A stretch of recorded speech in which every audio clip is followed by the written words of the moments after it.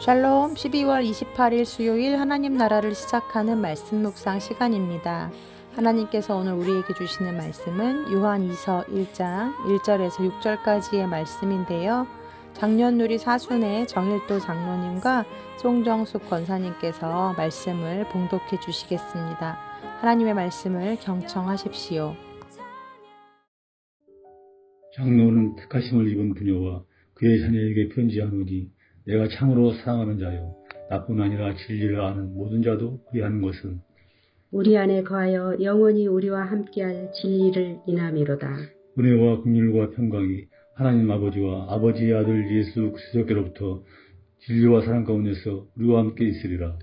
너의 자녀 중에 우리가 아버지께 받은 계명대로 진리에 행하는 자를 내가 보니 심히 기쁘도다. 부녀여 내가 이제 네게 구하노니 서로 사랑하자. 이는 새 계명같이 네게 쓰는 것이 아니요 오직 처음부터 우리가 가진 것이라. 또 사랑은 이것이니 우리가 그 계명을 쫓아 행하는 것이요 계명은 이것이니 너희가 처음부터 들은 바와 같이 그 가운데서 행하라 하시니라. 아멘. 금이나 은 같은 귀금속의 순도를 판정하는 데 쓰이는 검은색 광석이기도 하죠. 그리고 또 어떤 사물이나 사람의 역량을 판단하는 기준이 되기도 하는데요. 네, 이것을 가리켜 무엇이라 할까요? 네, 정답은 시금석입니다. 성경에서도 어떤 지도자들이나 일꾼들을 세울 때 이 시금석이 되는 기준들이 적혀져 있는 본문들이 있는데요. 예를 들어 혼자서 백성들이 가지고 나온 크고 작은 분쟁들을 재판하느라 하루 종일 힘들어하는 모세를 곁에서 지켜보면서 그의 장인 이드로가 이런 말을 하죠. 출애굽기 18장 21절에서 22절 상반절 말씀입니다. 너는 또 온 백성 가운데서 능력 있는 사람들 곧 하나님을 두려워하며 진실하며 불의한 이익을 미워하는 자를 살펴서 백성 위에 세워 1000부장과 100부장과 50부장과 10부장을 삼아 그들이 때를 따라 백성을 재판하게 하라. 네, 모세를 도와 백성들의 분쟁을 재판하는 일에 1000부장, 100부장, 50부장, 10부장을 이 세우는 아이디어를 장인 이드로가 제안하게 되는데 그때 이들을 택하여 세우는 기준이 참 흥미롭죠. 어떤 인간적인 지식이나 스펙이 아니라 첫 번째는 하나님을 두려워하는 마음이 있는가라는 것이고 두 번째는 진실한 사람인가라는 것이며 세 번째는 불의한 이익을 미워하는 자가 바로 그 기준이었다는 거죠. 비슷한 말씀이 신약에도 나오는데요. 여러분이 잘 아시는 디모데후서 2장 20절에서 21절 말씀입니다. 제가 읽어드리겠습니다. 큰 집에는 금그릇과 은그릇뿐 아니라 나무그릇과 질그릇도 있어 귀하게 쓰는 것도 있고 천하게 쓰는 것도 있나니 그러므로 누구든지 이런 것에서 자기를 깨끗하게 하면 귀히 쓰는 그릇이 되어 거룩하고 주인의 쓰심에 합당하며 모든 선한 일에 준비함이 되리라. 아멘. 네, 주님이 쓰시는 사람은 금이나 은 같은 그릇의 재질이나 이러한 겉모습을 보고 판단하는 것이 아니라 그 사람이 하나님 앞에서 얼마나 깨끗한가라는 그 중심을 보시고 판단하시고 선택하신다라고 말씀하고 있습니다. 오늘 말씀에서도 이 같은 맥락에서 진짜 그리스도인인가 아닌가를 판가름할 수 있는 시금석이 무엇인지에 대해 적혀 있는데요. 이는 요한 1, 2, 3서가 쓰여진 역사적 배경과 깊은 상관관계가 있습니다. 사도 요한이 쓴 요한 1, 2, 3서의 공통된 주제 중 하나는 이단으로부터 교회와 성도들을 지켜내는 것에 있었습니다. 즉, 그 당시 횡행하고 있던 이단들과 거짓 선지자들의 포교에 맞서서 교회는 어떻게 이들을 대응할 것이며 또 그들이 진짜 선지자인지 아니면 거짓 선지자인지를 어떻게 분별해낼 수 있는가에 초점이 맞추어져 있죠. 요한 서신이 쓰여질 당시에 그리스도인 전도자들은 순회를 하면서 복음을 전하러 다녔습니다. 그러다 보니 종종 여관에 머물 수밖에 없었는데요. 하지만 당시의 여관은 오늘날과 다르게 치안상의 문제도 그렇고 또 청결 상태도 아주 열악했습니다. 그래서 순회 사역자들은 각 지역에서 그들을 맞아주는 믿는 자들의 집에 하루 이틀씩 유하며 신세를 졌는데 이들을 따뜻하게 맞아주고 극진히 대접하는 것이 바로 성도들의 중요한 덕목 중 하나였습니다. 그러다 보니 각 가정에서 맞이하는 이 순회 사역자들 중에서 진짜 사역자와 또 가짜 사역자를 구분해내는 일이 매우 중요했는데요.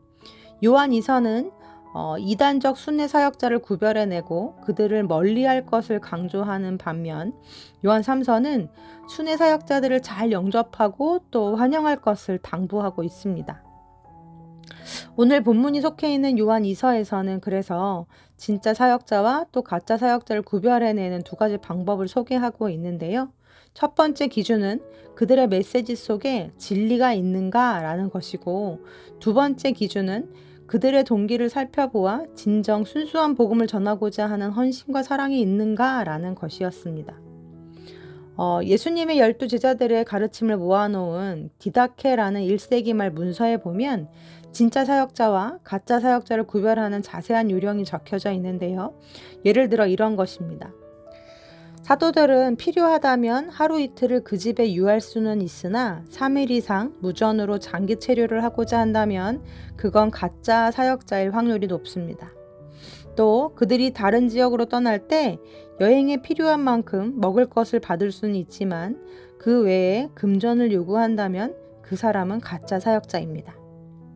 마지막으로 어려운 성도나 교회들을 위한 모금 이외에 추가적으로 금전을 요구한다면 가짜 사역자일 확률이 높죠.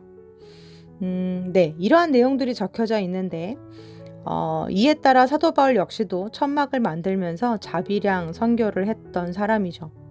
어쨌든 하나님의 아들로서 이 땅에 육체를 입고 오신 예수 그리스도에 대한 인정함이 있는가? 이러한 전도 사역이 자신의 유익을 위함인가? 아니면 예수 그리스도의 복음을 위함인가? 이 두 가지 기준으로 진짜와 가짜를 구별하라고 사도 요한은 교회들에게 가르치고 있습니다.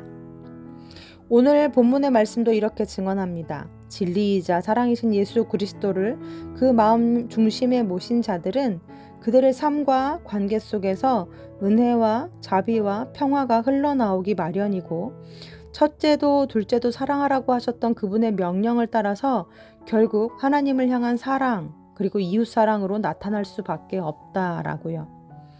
사랑하는 성도님들, 진정성은 결국 그의 말과 행위에서 드러나게 되어 있습니다. 진짜 복음과 진짜 사랑이 그들 안에 있는가가 진짜 순회 사역자와 가짜 순회 사역자를 가르는 기준이 되었듯이, 지금 역시도 내 삶에서 주님의 계명과 뜻을 따르고자 하는 헌신과 순종이 있는가?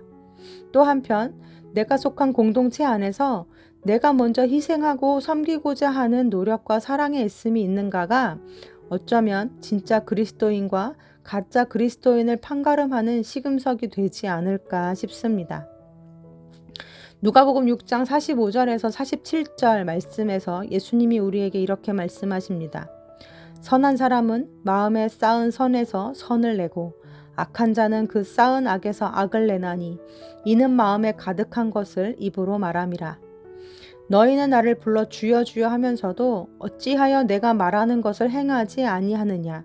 내게 나와 내 말을 듣고 행하는 자마다 누구와 같은 것을 너희에게 보이리라. 사랑하는 성도님들, 말로만 그리스도인이 아니라 주님이 진짜 내 안에 계심으로 내 삶에서 진짜 그리스도인임이 증거되는 그 은혜와 자비와 평화가, 그리고 그 사랑의 헌신과 수고가 우리 안에 있기를 간절히 기도합니다. 아멘. 함께 기도하시겠습니다. 하나님, 너는 나를 불러 주여 주여 하면서도 어찌 내가 말하는 것을 행하지 않느냐 하셨던 말씀이 마음에 와서 부딪힙니다.